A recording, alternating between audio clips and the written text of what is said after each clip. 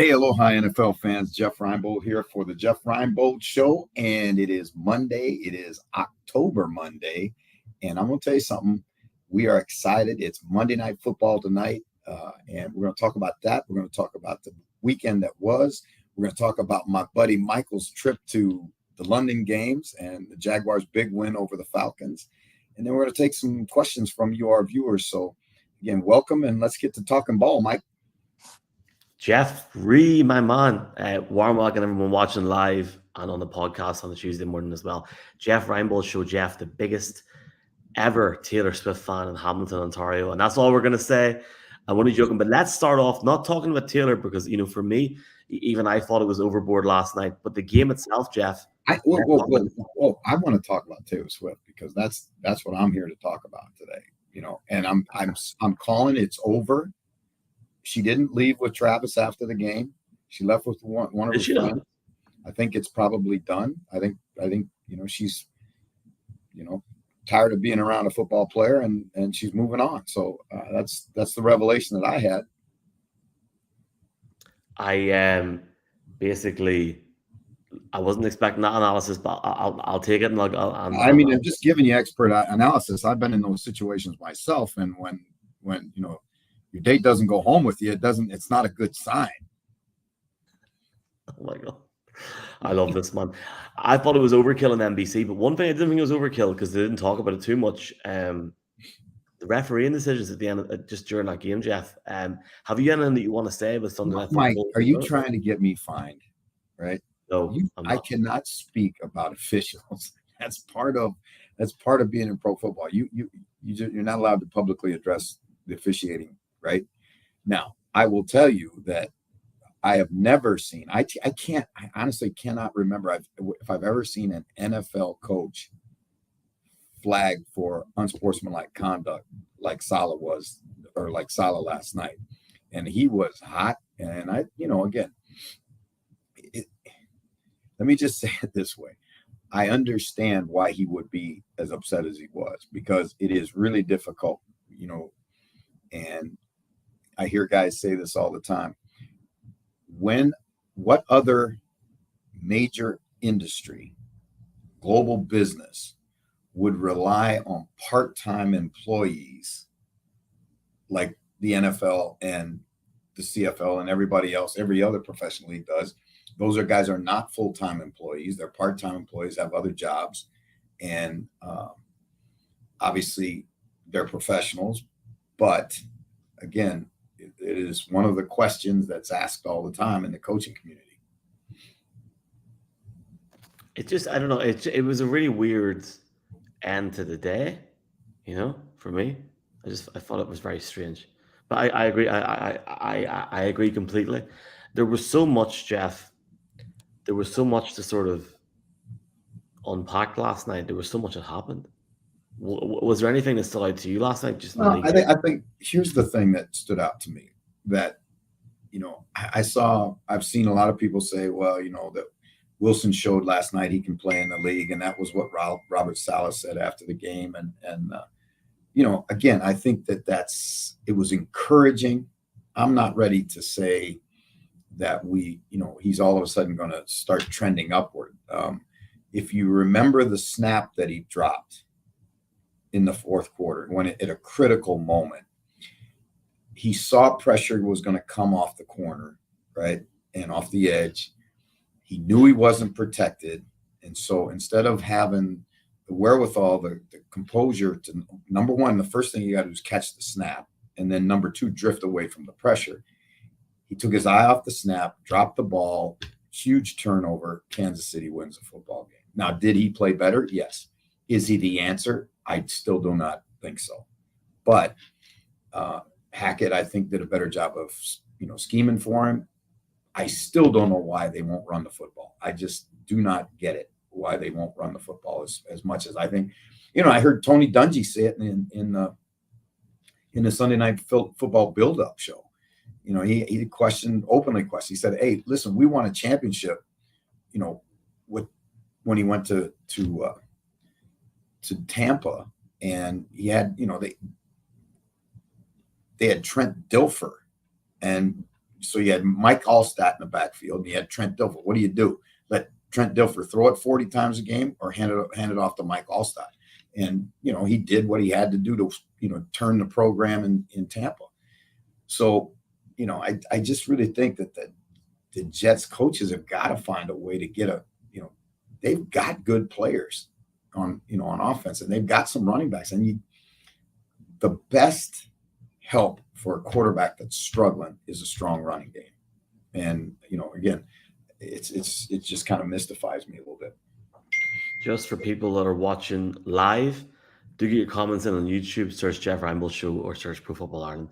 In the second part, we'll get your questions and answered as long as they're football related. Jeff, I feel like this cup right now, for people on the podcast, it's a sunny, happy face emoji. And I'm not sure what this says, Jeff, but I'm not sure if I feel like this. And Pezia Aldea con Allegri. I don't know what that means. But we're here. We're alive. Good day's crack yesterday. Not the best game, but I feel like we need to talk about certain games in the league. The Steelers game, Jeff, mainly because first two elements. Are the Falcons for real? Or sorry, are the Texans for real? And do you think Matt Canada should have a job this weekend?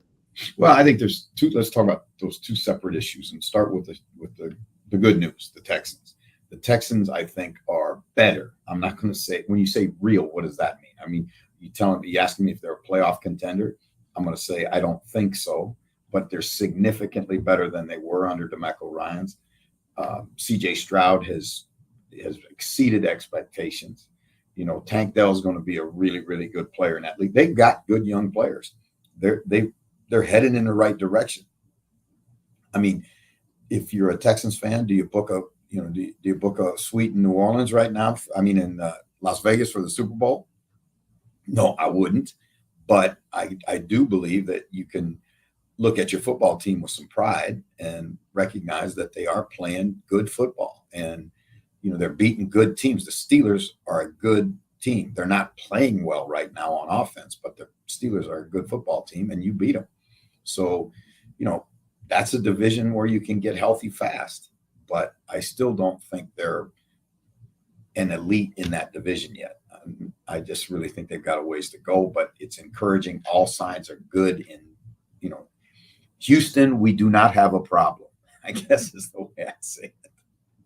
It's funny now let's talk about those Steelers and Matt Canada. It was really interesting because I'm going to tell you something. Mike Tomlin doesn't say things just to say things. There's a message in everything Mike Tomlin says. When he said after the game that he kind of paraphrased Einstein's quote that, the definition of insanity is doing the same thing over and over and over again and expecting different results. Well, what change is he going to make, right? What are they going to do different? Now, we're 24 hours after the game, basically, and there hasn't been a coaching change made that I know anything about. And so what does it mean with the play calling? What does it mean, with the distribution of the football? Those are all things that we're going to need to see. What concerns me, though, is, Kenny Pickett's health, right? That was an ugly, ugly, ugly thing. And it could have been, I guess he's having an MRI. I don't know if the results of the MRI have been done, but, that was a scary one if you're a Steeler fan. It sort of points towards the short-termness of this league. Like last Monday night, we kicked off the show talking about the Miami Dolphins and how we thought they were for real to an MVP. And so much can change in 1 week. And look, obviously the Dolphins are going to be up there towards the end, especially if they remain healthy on the offense. But were you surprised at the level of defeat on Sunday? What I was surprised with was the level or the ease at which Buffalo seemed to be able to move the ball and score, especially early in the game. It was the first quarter that was a beautiful football game, if you like offensive football, because it was back and forth. One team would score, then the other team would score. But it's really disappointing and surprising to me that a Vic Fangio coach defense with some ability, I mean, they've got some pretty good players, really struggled the way they struggled. I mean, Ken Dorsey's offense at Buffalo just had their way with with the Dolphins. So I think that's, part of that is the Jalen Ramsey factor. He's not there. And you could see that the young corner that was matched up against Stephon Diggs had no chance. I mean, he had no chance. And I think he got into his feelings a little bit. He got into his head a little bit. And, after the one where he missed the tackle and Diggs went for a touchdown, I think that was the end of it, because he backed off and didn't play very well at all the rest of the game. But the thing about it is too, the Bills defense, I thought, gave up yards, but they did two things that you need to do against the Dolphins. They pressured the quarterback. They hit him and sacked him a bunch of times, and they created turnovers, right? They were physical. Miami showed, in my opinion, where one chink in their armor is that they're fast, but they're not an overly physical team. And so I think what you look at Buffalo, you look at the game plan that Buffalo had for them, they played a lot of two high shell. They played a lot of two. They played a lot of coverage where they were going to bang on receivers. They weren't going to give, Tyreek and Jalen Waddle and that track team free access to the second level. And, again, that forced Tua to hold the ball a little bit. That allowed Floyd to get there. I thought Ed Oliver played an outstanding game. And I think that if teams look at that game plan, the Dolphins are going to see a lot of that kind of structure. Here's your Instagram/TikTok moment, Jeff. The Toy Story broadcast. I'm presuming you obviously religiously watched it. Should we have it in every game, every week from now on? I think so. I think it's a fantastic idea. And here's why: because you're capturing a new generation of fans, right? You're perpetuating the game and the love of the game and fandom. And, there's little kids that are going to decide to play football because of that Toy Story broadcast. And I think that's fantastic, because who knows? They might turn out to be NFL players one day. And it was that broadcast that brought them to the game. So whether they come to the game to be fans or they come to the game to be players or what, they're all consumers in this business. I was chatting to a few of the Jags lads at the end of the game, and they had something on in their uniforms where it helped them track look, the whole technology thing was crazy around it, and I've never seen anything like it in my life. I feel like I need to go back in this Buffalo Bills game. Shout out Colorado very quickly, Jeff. For all the Buffalo done right on Sunday, it's almost deja vu. Their highest rushing player was Latavius Murray with 30 yards. Do you think come January time, when it really matters, that could hurt them? I mean, yes, you can put 40 odd points up in the day, and they've got a great defense as well, but they need to, this is I feel like I'm banging on the wall. They need to establish a run game. Well, I think you always have to have balance, but let me just say this: Mike Leach is God rest his soul, was a great college football coach and the inventor of the air raid, or perfecter of the air raid, or whatever you want to say. But he talked about balance being 50-50 balance between run and pass. He thought that's not balance. To him, balance is touches for everybody on the offensive side of the ball, right? Your running backs get touches, whether they carry it or catch it out of the backfield. Your wide receivers get touches. Your tight ends get touches. He said, when you balance it, how you distribute the football, that's true balance. And that's an interesting concept. I do believe that when we get into bad weather, even in Buffalo, and you look at the Bills, they have a chance to, let's say it all goes well for them, and they win the East and they get by throughout the playoffs to the Super Bowl. There are going to be some bad weather games in January and February in Buffalo. And we saw it last year when Miami went up there and, was so reliant on throwing the football and couldn't run it. And, that's tough to touch. When you're one-dimensional, it can be really, really difficult. Time will tell. Time will tell, my man. There were some really interesting games on Sunday, Jeff, and I feel like I don't want to be a disservice to fans. I know we talked, I sent you a text about certain teams, certain things. You know, that Cowboys Patriots game was interesting because obviously the Cowboys had a very, very good offensive performance. I couldn't believe when I seen that was the worst loss of Bill Belichick's career. Are we coming to the end, Jeff? Is the question. Of Coach Belichick's career. Yeah, I mean, like we look. Let's before we talk about this, let's put some background into it. This was a subject that we talked about at least once in the off season when we were talking great crack for 6 months with no football. Now it's back, and you see the issues they have. Like, never mind Zeke Elliott sitting on the sideline couldn't do anything. They couldn't do anything on Sunday at all. It feels like we're coming to the end. And maybe that's just me trying to get clicks on social media. I'm genuinely not. People, if you're watching this live on YouTube or Facebook or Twitter, let us know your thoughts in the comments. But Jeff, it feels like we're coming to the end of an era here. I maybe I'm mad, but I think he could be done. Mike, Coach Belichick is how old? He's 70 some years old. He's number 20 in him. I'm just saying that you know, obviously it's going to come to an end at some point. He's 72 years old, I think. And that's the first thing. The second thing is his football team struggles offensively because they have no weapons, right? So if you have an issue with Belichick, the general manager, who hasn't been able to draft or develop or trade or sign offensive skill position players. And I'm talking about, he's got some tight ends. Those Gesicki and those guys are all right. But they do not have anybody that can make a big play outside.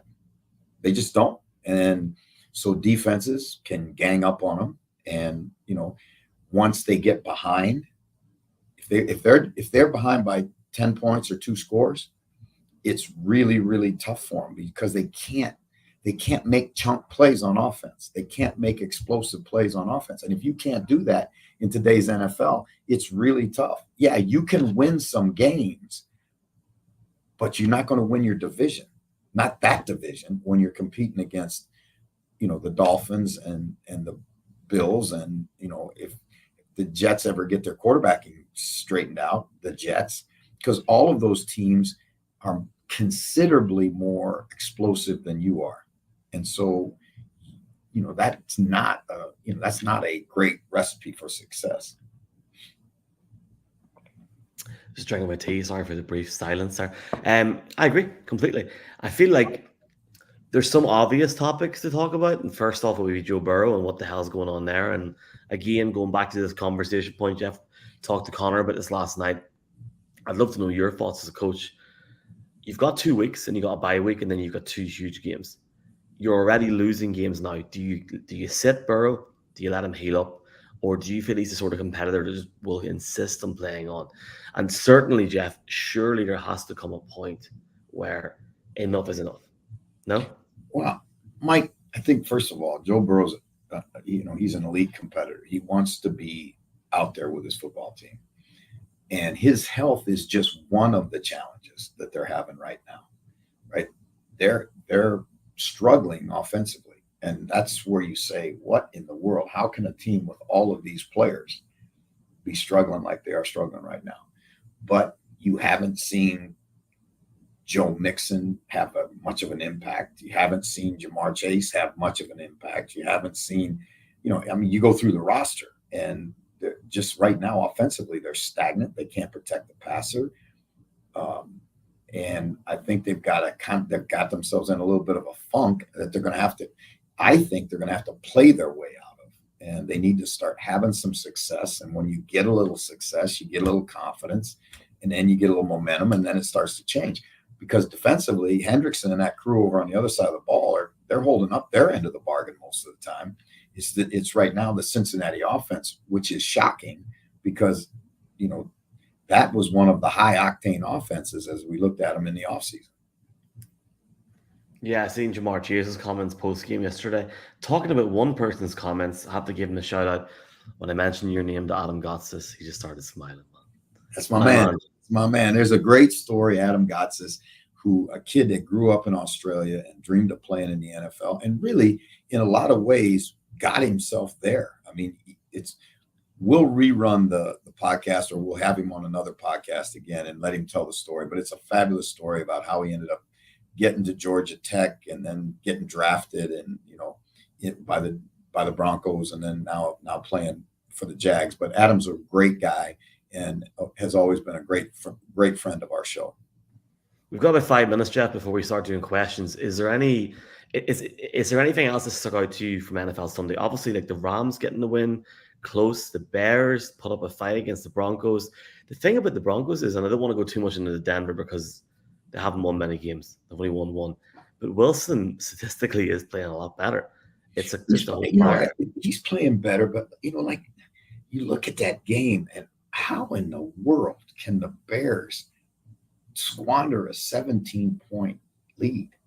And you looked at what they did in the first half of the game, and Fields looked like what we had all expected him to be. It looked like he had taken that second step, and then you go into the second half and it's just a dud. I mean, and they find a way to lose a game that you should never have lost. Now I see that Claypool's on there. They're basically saying they'll get rid of him for a 6th or a 7th round pick. This is a guy that you brought him in to be a number 1, or at least a high number 2. And now you're talking about peddling him for a 6th or 7th round pick because he's been such a huge disappointment. And right now, I wouldn't take him if you gave him to me, because the way he plays, it doesn't say anything about. You want competitors, Mike. You want guys that compete regardless of the situation. I don't care what's going on in the locker room. If it's nasty in the locker room, or if you're coaching, whatever, you still go out and battle. You still go out and compete. And he's just gone out and waved the white flag. I mean, completely waved the white flag. And I wouldn't touch that guy if you gave him to me.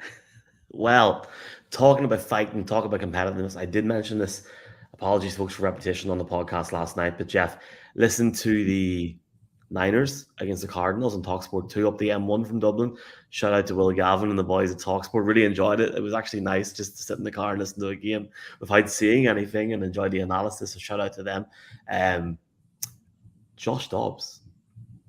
It's great to see a guy be given a proper chance, especially in a real opportunity in Arizona, Jeff. And yes, the score box may have shown that they'd lost that game by a couple of scores, but there was a point in that game where Arizona came back, Arizona were fighting, and he's impressed me, not just by his play on the field, Jeff, but by how much he's bought into Arizona. And the coaching in Arizona is a lot better as well. It's a real long-term project, but is it safe to say Kyler's played his last down in Arizona? No. No? Definitely not? Why not? You are the master of jumping to conclusions, right? because he's a first-round draft choice, number 1, because they're paying him a lot of money, number 2, right? And so he's going to get every chance to show he can lead that football team. Josh Dobbs is a great story, but that's what he is, a great story. I was fascinated by what went on after the game between Connor and Hufanga. I mean, that was interesting. And it looked like Connor was the instigator of the whole thing. And, so I think that's, that one, I don't want to say I liked it because that's a little strong, but I respect the fact that the Cardinals are fighting. And you mentioned it, that they're competing, that they're fighting. They want to, you see it in their play. And, that's when they're going through what they're going through, which is a rebuild, that's the first thing you want, is to watch your team fight. And if you're a Cardinal fan, you got to like that. While we're talking about the Niners, though, I got a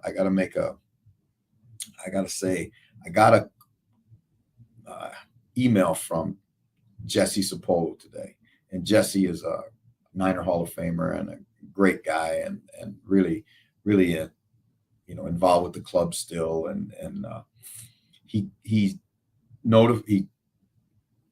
sent me the email to let me know that Russ Francis, one of his teammates with the 49ers on those championship teams and a Hall of Famer, who started his career in New England and then finished his career in San Francisco and is a member of the NFL Hall of Fame and the Polynesian Football Hall of Fame, passed away in a plane crash out in California on the weekend. And it's really sad. I had an opportunity to meet Russ. Russ was a guy that loved life, and I mean loved life, and was looked at as a free spirit back in his day, and kind of a guy that was way ahead of his time. You talk about Travis Kelce and George Kittle. He was both of those guys rolled into one, and was doing something that he really loved when tragically the plane had a mechanical problem, and he left us. But I just wanted to let our fans know that has happened, and that all of us could send up a pule, which is a Hawaiian word for prayer, for Russ, and know he'll rest in aloha. May he rest in peace. And yeah, look, 70s, no age these days to pass away. So certainly pass our condolences to his family as well. And thank you for letting us know, Jeff. Jeff's a great guy. Big time. Can we end this section of the podcast? Did you have serious FOMO yesterday in Wembley? You know what? I really, really enjoyed, number one, seeing you there before the game, and the shots with all your crew, and know that you were up in, we talked while you were up, up in the press box, and Bucky Brooks walked by, and all the guys are there, and I know you. Hey, what? Tony Baselli, I didn't speak to him. Tony Baselli's like a tree high. What the hell is going on there? Tony Baselli could still play, and let me tell you this: don't ever shake Tony's hand either, because he'll break your hand when he shakes your hand. He is a grown man now. I want to give a shout out to an unnamed person that walked behind me and said hello, and his bag hit against the radio producer's or radio host's box. The box fell. He was live on the radio and it went off. That was not my fault. But looking back now, 24 hours on, it was very funny. Give a shout out as we end this podcast segment to a few boys. I can't remember their names, and I feel bad. We met them in Dublin Airport. They're both coming to your show in Dublin, which is sold out, Jeff. We're chatting to them. So, and we should probably just say this very quickly. Last night's, as just been announced, Sunday Night Football averaged 27 million viewers, the highest, the most watched NFL broadcast since the Super Bowl. Well, I'll tell you what, Jeff, the player's going to play. Oh, stop. Anyway, I'm done. Here, I'm done with this Taylor talk. Hey, before we go, we gotta pump our shows, right? One time, and let the fans know, if you would, Mike, how they can get tickets to our Irish shows, our Ireland shows, and our shows in the UK and Scotland. Right up there, if you're on the video, linktr.ee/Reinebold, Belfast, Derry, Dublin, Galway, Limerick, and Cork in Ireland, North and South, and then Glasgow. Venue TBC should be announced next couple of weeks.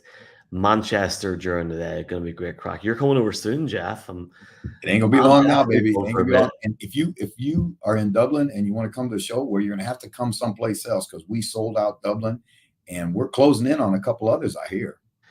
Have you heard that? That's interesting news. Yeah, it's popular. Like Limerick's popular, and Belfast is very popular. We're getting there, and we're going to keep plugging away, and we massively appreciate everyone's support. It's going to be good crack.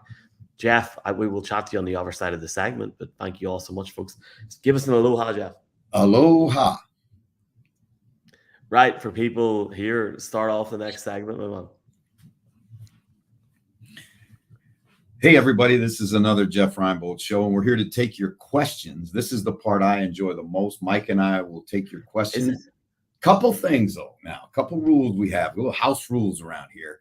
Number one is you got to tell us where you're from, because we love to know. We get questions from all over the world, and it's always good for us when we can give you a shout out. And also, I'd like to see this week and see if we can expand it just a little bit. Tell us who your favorite NFL team is, where you're from, your favorite team, and then go ahead and give us your question, your comment, your rant, any of it. You've been under pressure tonight trying to find all these things now. I've got a good few ones on Twitter. So there's a few ones on Twitter and a few ones Some people, I'll put up this guy first because this became a viral sensation last week. Hi lads, good evening. Grr. While it's generally a quarterback award, if MVP voting ended today, would CMC be the consensus winner? That's a really good question because, it like Purdy, like we talked about the Niners a lot, and not the Cardinals in the last podcast. We didn't really talk about the Niners offense. Purdy's been so solid, like he's been so good. But Christian McCaffrey, 4 touchdowns yesterday is a disgrace, Jeff.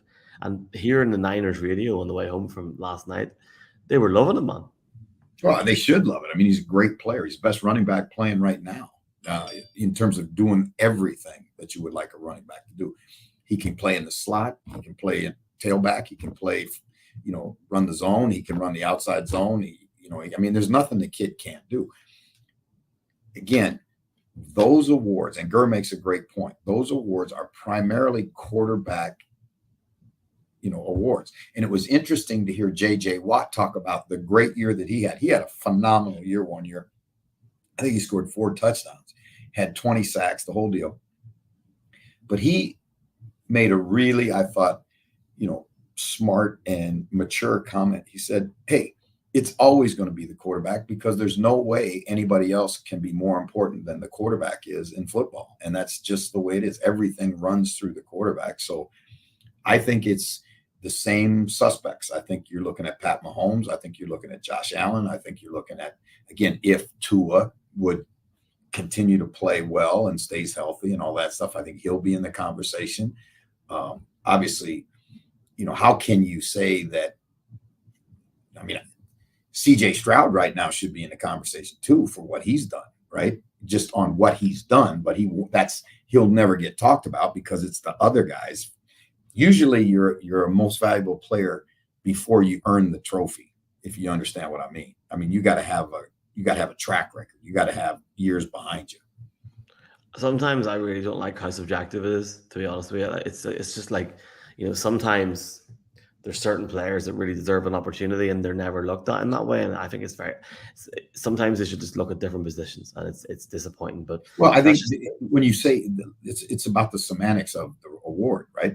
If you want to say the most outstanding player, right?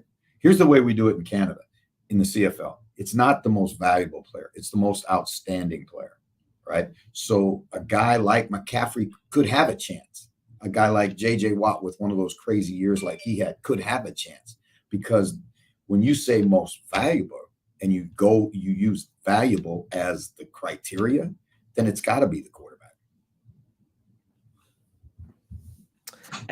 Darrell Thompson from Edinburgh, presumably he's a Patriots fan. The Patriots are in shambles. No offensive weapons. The offensive line is not good. Puzzling draft choices, in brackets, 2 guards and a backup center, but yet they're still in games because of the defense. Is the general manager Bill Belichick undermining the head coach Bill Belichick? He must have been listening to the last Jeff Reinebold show, because that's what we talked about.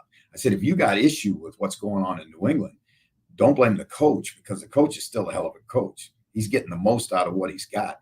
Blame the general manager who brought in the talent. Blame the personnel office that brought in the talent. The problem is in New England, it's the same guy. So he's getting it done on one end and hasn't gotten it done on the other end. And that's why I think New England's in the state they're in. We've got a question from James McKenzie, who is in Cullingworth in England, who says, have the Giants got worse, or was last season a freak? And do you know what, James? For me, I have no idea. And that's the beauty of this league. I don't know what's going on. They have a massive game Monday night. Obviously, the podcast is going out Tuesday morning, but like the result of that game, Jeff, is going to play a huge factor in the rest of their season. Mike, I did a film evaluation of both the Seahawks and the Giants. One of the things I saw with the Giants should be better, because Waller's better than anybody they had at tight end last year. And, you look outside and Hyatt, who I think is really a good player and had a great preseason. He's caught, I think, two what we call impact throws, or 2 explosive plays in the whole season so far. I mean, they've got to find ways to get those guys involved in the offense. Now, Saquon is Saquon. Saquon is a great player. They still struggle protecting the quarterback and running the football. Their offensive line is not what it needs to be for them to take a step.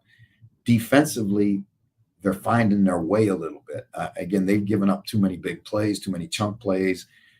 But Wink's defenses are always going to be like that. That's just the nature of what they do. So if you have issue with where the Giants are right now, it all to me goes back to the offensive line, because they can't protect Daniel Jones. He can't hold the ball to get it down the field, and they've got to find more ways for them to incorporate Waller into the scheme more. We've got James from Cardiff who's saying, Jeff, what about the Commanders last night? They lose the game, but yet still put up a serious fight. How impressed have you been with the Commanders so far this season?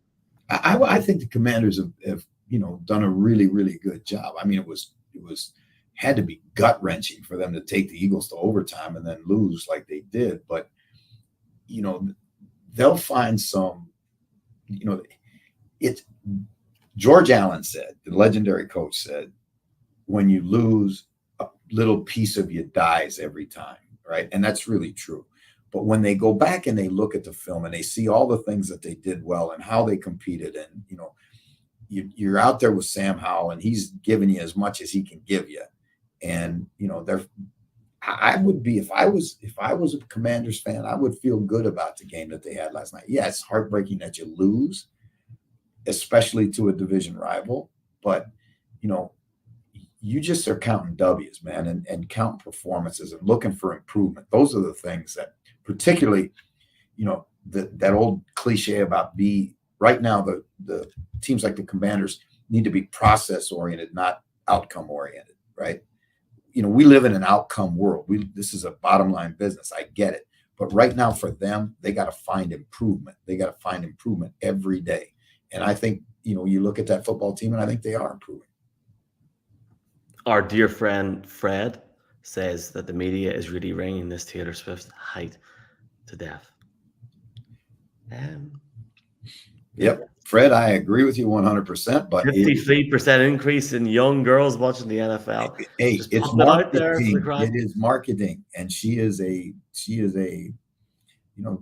marketing bonanza as long as she comes to the games. And it's part of perception is reality in the world. I mean, that's just the way it is, right? And so now when you got Ryan Reynolds and you got Taylor Swift and you got all the glitterati that were at the game last night. I like Ryan Reynolds. He's a decent guy, yeah. Dude, I'm not saying there's anything wrong with the guy. I'm just saying that when you start getting those people coming to contests, obviously the masses, all of us, they're interested in that. And with interest comes what? More interest, which buys tickets and hats and T-shirts and televisions. And, so it's all marketing, bro. And it's not bad. Yeah, look, I mean, for us, and when I say us, I mean for Pro Football Ireland, and I guess people listening to this might be interested in this. Yeah, like something like that does help socially. Like it's one of our highest performing reels this season is Taylor Swift and Travis Kelce at a game. But even for me as a fan, first and foremost, I was sitting last night. I thought I'll watch the first hour of this game, first couple of hours. And I did think it was overkill. Now, I understand at the start it's a big deal, but just announce, we're going to put this on a different channel. There'll be a camera. You can watch her. It was, maybe it was a bit too much. And we'll just leave it at that. But I didn't say that last week, Jeff, so we'll see. I will say Welcome to New York is an absolute tune and a half, and I will give her that. Fred did say, is it a good dose of medicine for big teams to lose early in the season? Kind of recenter the team. I actually asked Brandon McManus this last night, and he was talking about like the disappointment that they had losing to Houston, and that they really thought, look, they came into London 1-2, and that's such a big win for them last night. And we're talking about bigger teams, you're looking at the Cowboys. They lost to the Cardinals as well, Jeff. And do you reckon it can help you so early in the season have that disappointment and move on from that? Well, you never want to lose games. I mean, you hope you can learn lessons without losing football games, right? And if you learn from loss, then it's really not a loss. I mean, it's an L on the column, and you don't get the points in the standings and all of that. But it can help you in the long run because, again, over the next 14 weeks or 15 weeks or whatever we got left, you're going to face adversity again. You're going to go into the Cowboys are going to go into that same. Let's use the Cowboys for example. They're going to go into that same scenario somewhere down the schedule where they're prohibitive favorite and they got to go in and they got to be focused and they've got to, because everybody in pro football is good. Everybody. There are no bad guys. There's no bad teams. There's just some better than others. But if you're a good team like the Cowboys are and you don't show up, a bad team, quote, a bad team like Arizona can beat you. And they need to learn that.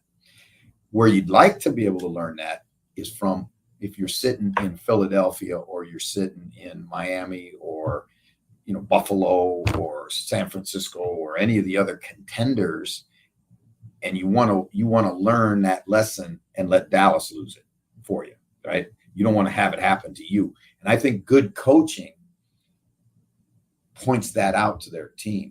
Like I'll take cuts from games. I'll take situations that guys didn't handle well, or how a team went in and didn't play like the Cowboys, and use those as examples to our players. Hey, men, let's not let this happen to us. Let's not lose our focus here. Let's not take this penalty. Let's not go into this game and think that all we had to do was show up and then you get your butt beat. And, let's learn from that. I have to say one point for me. I am now a huge fan of Ryan Fitzpatrick, and that's all I'm going to say. What's going on, man? Hey, wasn't that cool? Is there something that people aren't telling me what's going on? No. Mike, I told you that a year ago. But it just seems like such a coincidence. And for people listening to this, there is Jamison. Do you say Jameson or Jamison? Jameson. It's Jamison, lads. Anyway, this is the whole conversation point. There's a Jamison advert in the States where Ryan Fitzpatrick is calling for an NFL game in Ireland, and it shows all these like dubs, like why would you want that sort of thing, like taking the piss? But on their website it says you can win a trip to Ireland if a regular season NFL game is announced by next September. They'll fly people over as a prize. What is going on? What's going on, man? You know what? Now you're a big fan of Ryan Fitzpatrick, and I told you a year ago that this was in the works, and you're not a big fan of me. What the hell? Huh? I'm a massive fan of you, man. I just have you ever heard of the song "Hail Glorious St. Patrick"? Yeah. No. Well, Hail Glorious Fitzpatrick, thy quarterback of no, mate. I don't know. It has to happen. Fitz, I need to get Fitz on the podcast for the next Paddy's Day. That's a whole different conversation. But yeah, I don't know. Do you know when you've got a feeling that there's something happening, but you don't know anything about, and it's like, what is going on here? Because like we can say this, we're quite far into this podcast. As a fan, I think Madrid's going to be announced soon. I think they'll have a game in Madrid next year. We don't know where it's going to be, but you would think, Jeff, your old buddy Sean Gill, he's doing a lot of work for the Bears in Spain. You would think they might be involved. Maybe welcome to Miami. That would be a good game. It's pretty cool. Like Spain would be unbelievable. Well, you know what? The European Football League, the professional league that's over in Europe, has just admitted the Madrid Bravos into the league as their expansion team. Vamos los Bravos. Yep. So, again, obviously there is an interest for football in Madrid, or they wouldn't have put a team in there. And, again, so I think that's all positive. Okay, a couple of things to go with. For Matthew Taggart, your guy, good evening, lads. Dan Quinn surely will have a head coaching position next year. Yes, my friend. The question is where? I agree. I think Dan, obviously it's going to be harder and harder to keep him in Dallas. They pay him extremely well. Jerry's, I'm sure Jerry's got a deal worked out for him that, he's going to take care of him. I would not be surprised to see if he would if he would not take over the Cowboys if something would happen to McCarthy.